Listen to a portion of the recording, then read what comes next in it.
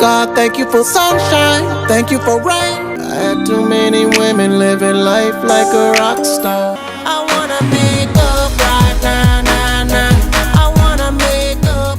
Nobody wanna see us together, but it don't matter, no. Smack that all on the floor. Smack that, give me some more. Smack that till you get so. So I have a life like mine. If you don't take time to enjoy that.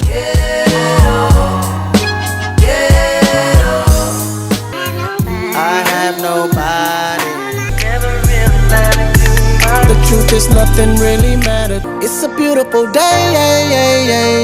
It's a beautiful day. You keep on crying cause you just can't let me go. Had every right, baby, cause I was straight tripping. So I have a life like mine. If you don't take time to enjoy that, I thought I had it all. What do you get when you mix a Grammy-winning singer, a dead cryptocurrency, a fake city, and hundreds of angry donors? You get Akon City, the billion-dollar fantasy that might just be the biggest ego trip in modern music history. Akon said he was building a real-life Wakanda in West Africa, a futuristic metropolis run on solar power and his very own crypto coin, Akoin. He promised jobs, housing, schools, a hospital, a tech district, even a freakin tower with his name on it. And somehow, people believed him. But here's the plot twist.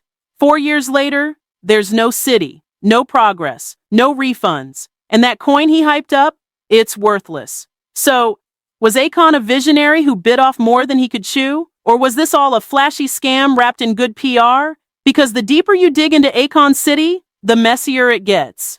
Let's rewind to 2020, when Akon stood on a stage, grinning like a real estate mogul meets Black Panther, and announced he was building Akon City, a $6 billion futuristic paradise that would change Africa forever. The plans? Insane.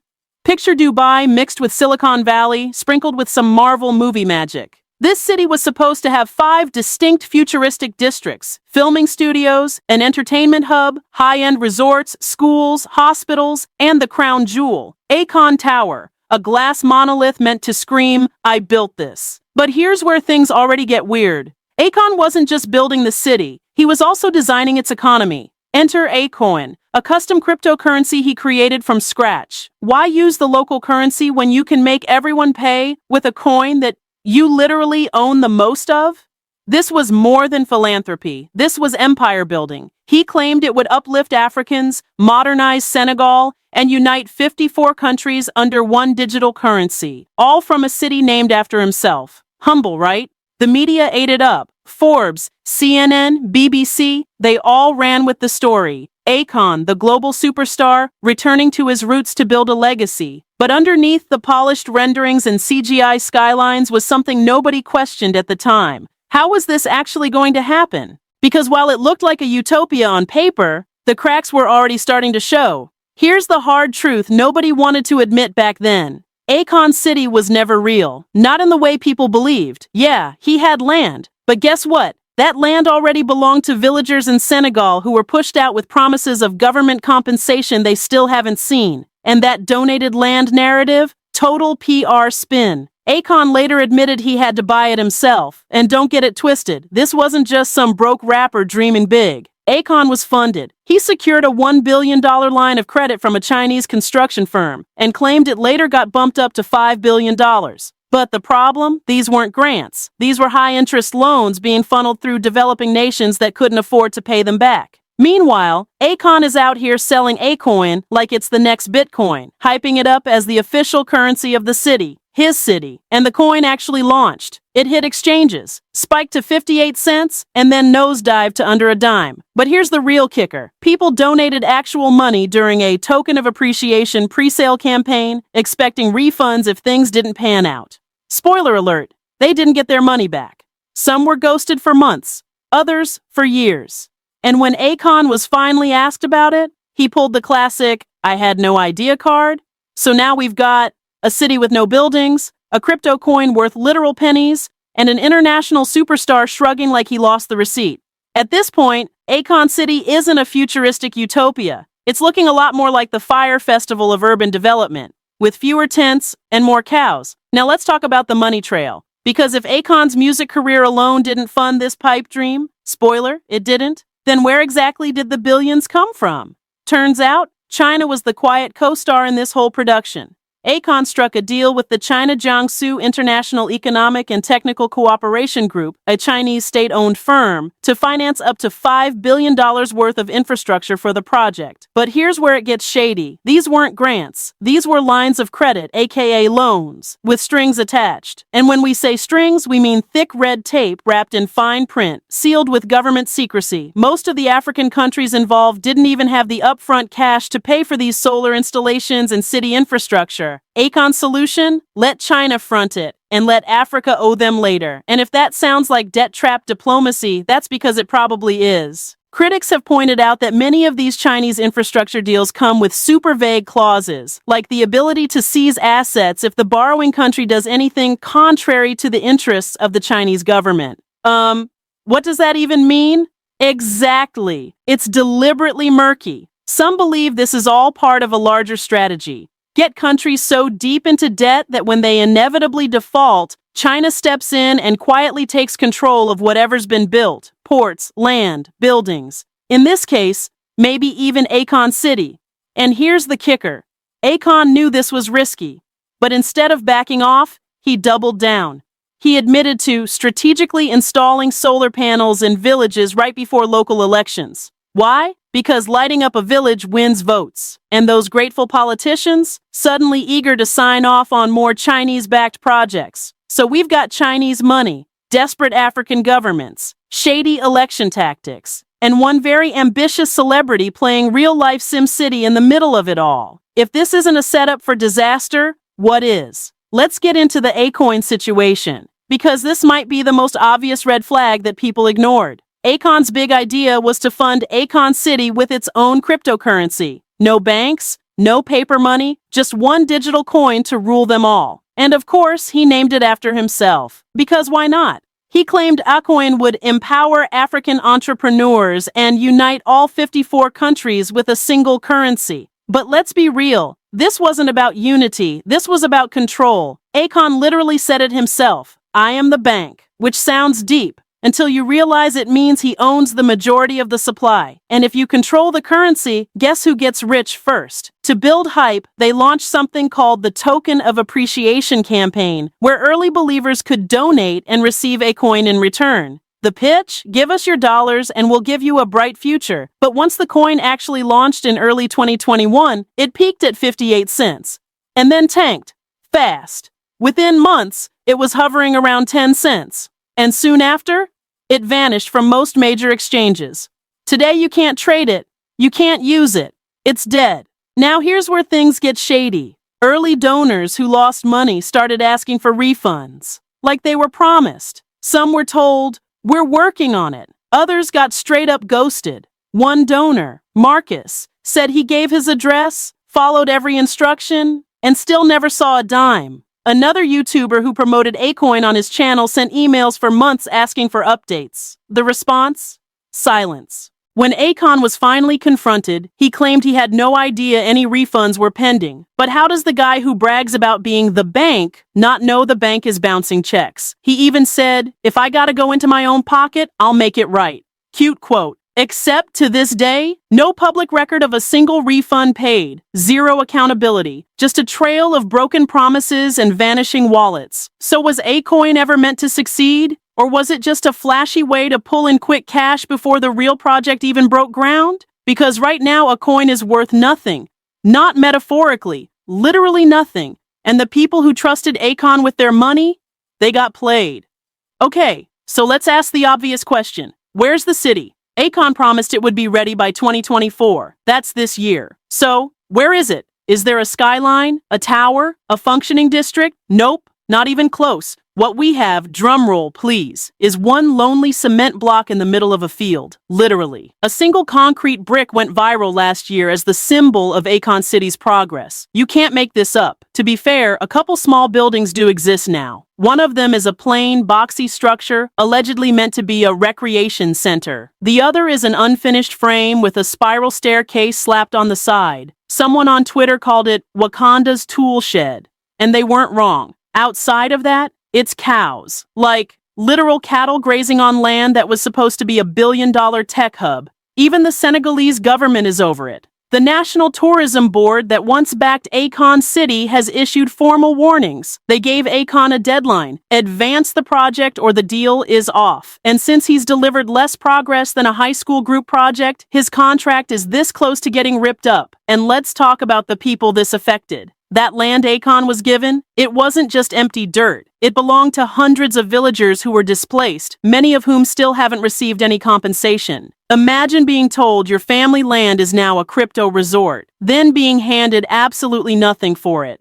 Originally, the first phase of Akon City was supposed to cover 55 hectares. Eventually, it would expand over 500 hectares. But right now, you could walk across the entire thing in an hour and not see a single functioning business, hospital, or even a paved road. And Akon, he blamed the pandemic, said it pushed everything back 2 years. But the problem is, he announced this whole thing during the pandemic. So how are you going to use a global shutdown as an excuse for not building something you promised in the middle of that same shutdown? Akon City was supposed to be a beacon for African innovation. Right now, it looks more like an abandoned film set from a canceled sci-fi movie. So now that the concrete has dried and the refunds have not been issued, let's talk about what might really be going on here. Because at this point, the signs are pointing less toward charity and more toward vanity project with a God-complex twist. From day one, Akon branded this city around himself. Not Africa, not Senegal, not the people. Him. The name?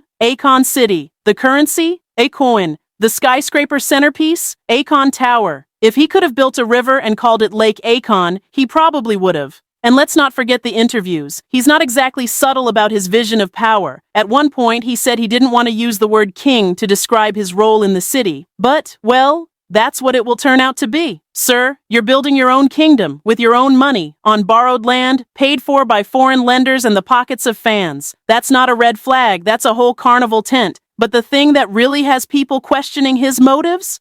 The pattern. He creates a centralized system where he owns everything. The land, the name, the narrative, the economy. All roads lead to Akon, figuratively and apparently, literally.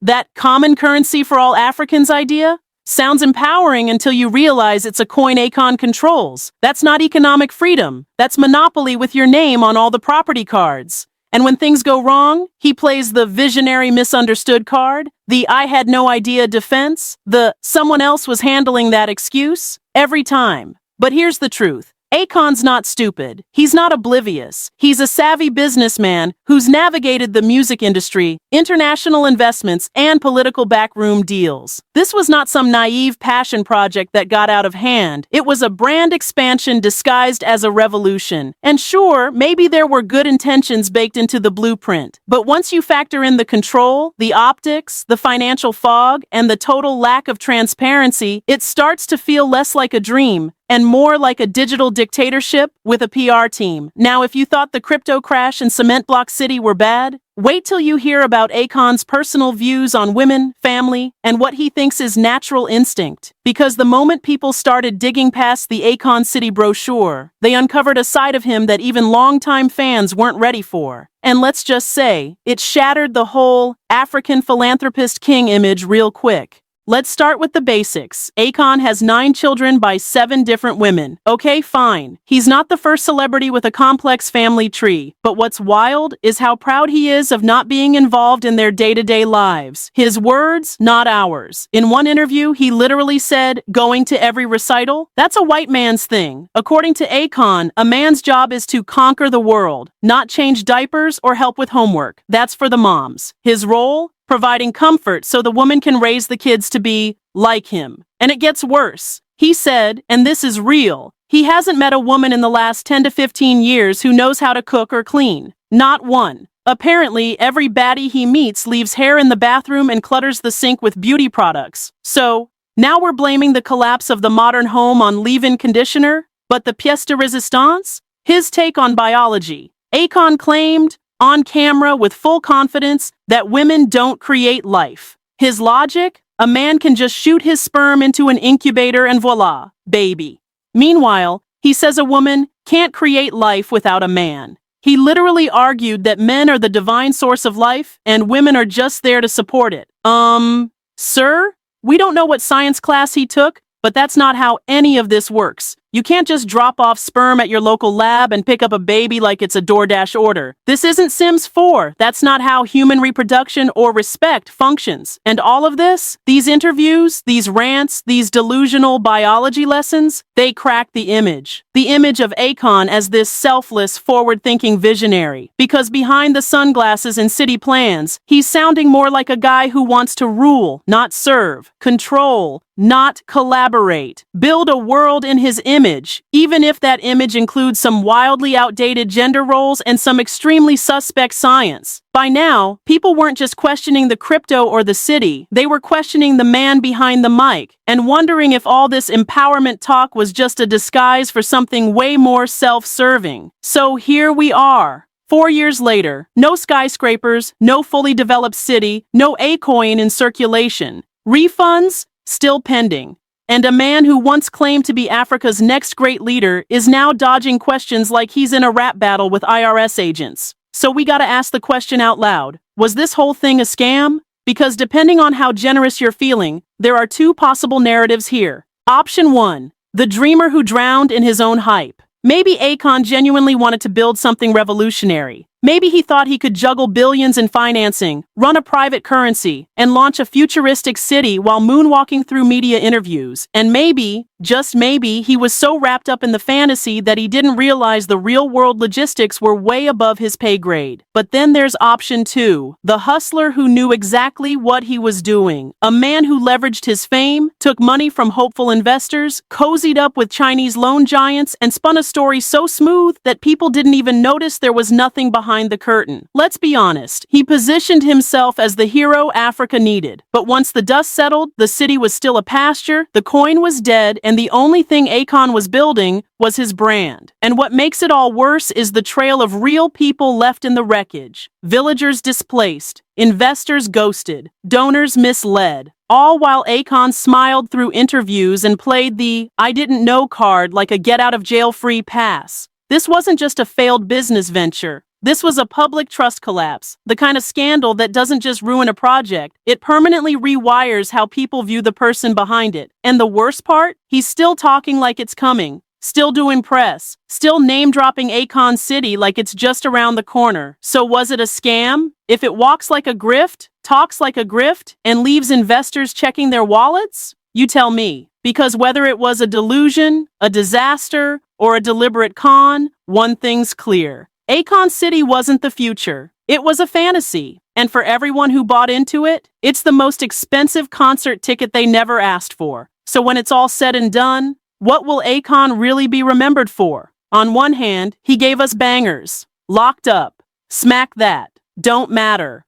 Songs that defined an era. He helped launch the careers of Lady Gaga and T-Pain. And let's not forget his Lighting Africa initiative, which did bring solar power to millions of people across the continent. That part is real. That part matters. But on the other hand, he'll also be remembered as the man who promised a $6 billion utopia and delivered one concrete brick and a cryptocurrency that's now worth less than lint in your pocket. He's the guy who told the world he was building Wakanda, only for it to turn into an abandoned field with cows chewing grass where tech hubs were supposed to rise. A man who talked about empowering Africa, but somehow always ended up at the center of the story, with his name on the city, his face on the funding pitch, and his coin in your crypto wallet. As of 2025, Akon's net worth is estimated at $60 million.